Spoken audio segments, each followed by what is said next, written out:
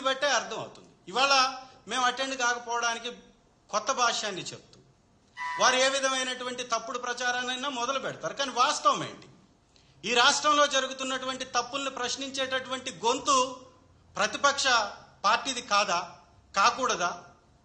11 సీట్లు వస్తే ప్రతిపక్ష హోదా ఇవ్వకూడదు అనేటటువంటి నియమ నిబంధనలు ఏమైనా ఉన్నాయా? ఉంటే బయట పెట్టండి. ఈ రాష్ట్రంలో ఉన్నటువంటి అన్ని పార్టీలు కలిసి కట్టుగా కూటమి కట్టి జత కట్టి మాపై తప్పుడు ఆరోపణలు చేసి అబద్ధాలు వల్లించి గద్దెనెక్కాయి. ఇవాళ అన్ని పార్టీలు ఒకవైపు ఉన్నాయి, అన్ని కూడా ప్రభుత్వంలో భాగస్వామిగా ఉన్నాయి.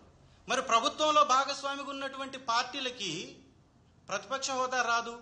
ఉన్నటువంటి ఏకైక పార్టీ వైఎస్ఆర్ కాంగ్రెస్ పార్టీ.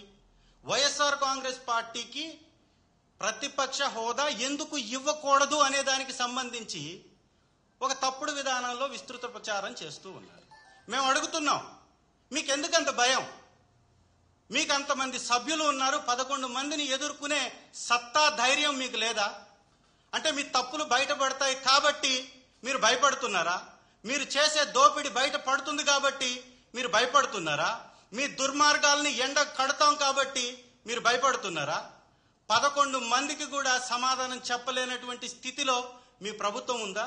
అందుకే మీరు కావాలని ఈ ప్రతిపక్ష హోదా ఎగ్గొడుతున్నారని నేను మిమ్మల్ని ప్రశ్నిస్తున్నా.